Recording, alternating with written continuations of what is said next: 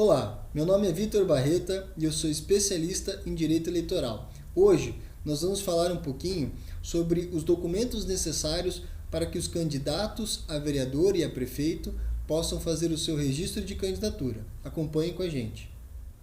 A Lei 9.504 e a Resolução 23.609 do TSE exigem que o pré-candidato juntem uma série de documentos para fazer o seu registro de candidatura. Veremos a seguir quais são esses documentos exigidos, sabendo que, eventualmente, se não forem juntados ou se estiverem incompletos, o registro de candidatura poderá ser indeferido, ou seja, você não poderá ser candidato.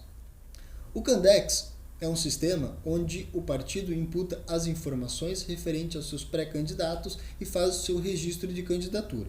Dessa forma, o candidato fornecerá ao partido as informações e documentos necessários para que ele possa incluir dentro do sistema e fazer o pedido de registro de candidatura dos pré-candidatos.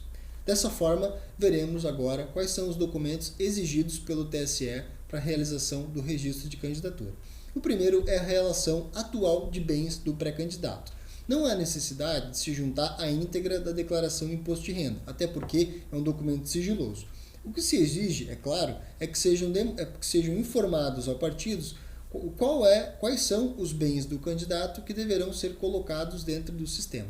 Dessa forma, o partido irá pegar a informação e incluir dentro do sistema. Não anexar, mas incluir de forma manual. Por exemplo, se você tem uma casa declarada, o partido irá pegar essa informação e declarar uma casa de alvenaria no valor previsto da avaliação. Ou seja, não há necessidade de juntar o inteiro teor da declaração do imposto de renda.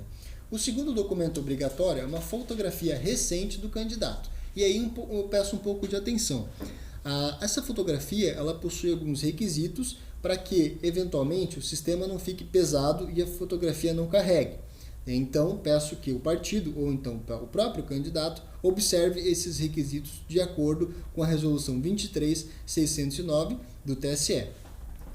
A terceira questão são as certidões criminais para fins eleitorais. Como nós sabemos, há a exigência da juntada de diversas certidões para fins eleitorais dentro do sistema Candex para fins de pedido de candidatura. Nós iremos fornecer o material com um resumo completo das certidões necessárias. Eu faço só uma pequena observação.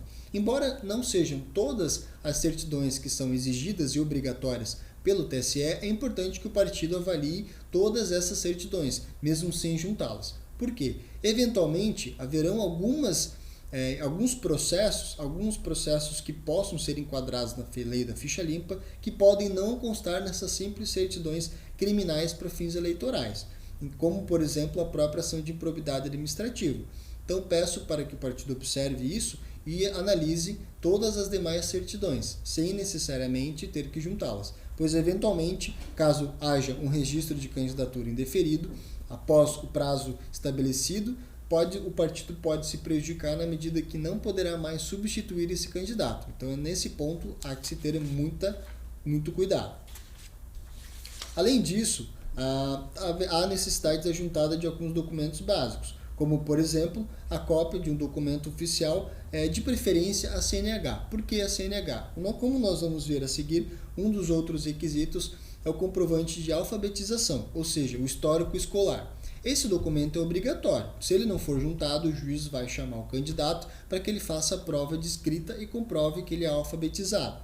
Se a CNH for juntada, pela jurisprudência, pela súmula do TSE, entende-se que está suprido a prova de alfabetização, ou seja, está comprovado que aquele candidato é alfabetizado. Então, em relação ao documento pessoal, a gente recomenda que seja pedido a CNH. Se não for possível, também vale a carteira de trabalho, documento de identidade, passaporte, enfim, todos os demais documentos oficiais.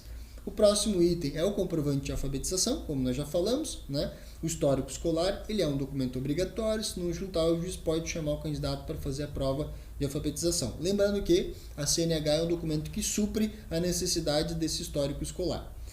A prova da desincompatibilização, isso para quem é servidor público, né? E já pediu a desincompatibilização lá atrás, então é importante juntar o comprovante e o protocolo desse pedido de desincompatibilização e também, se houver, já o extrato da decisão do órgão público, já desincompatibilizando esse candidato. E, por fim, a proposta de governo para os candidatos a prefeito, né, que também deve ser anexada ao Candex, sabendo que esse documento ficará disponível para que todos os eleitores possam baixar.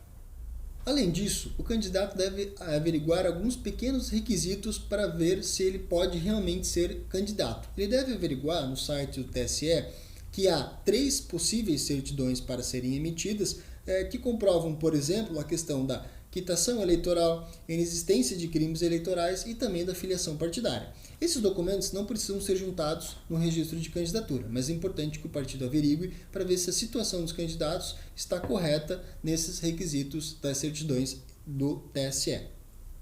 É importante também que o candidato informe ao partido os seus dados pessoais, os seus dados para candidatura e também os dados para contato, bem como o endereço, porque essas informações serão colocadas num formulário de registro de candidatura que vai ser anexado ao Candex. Portanto, essas informações são importantíssimas, até porque, por exemplo, no caso de contato, é onde vai ser informado as informações processuais referente ao candidato que concorrerá no pleito.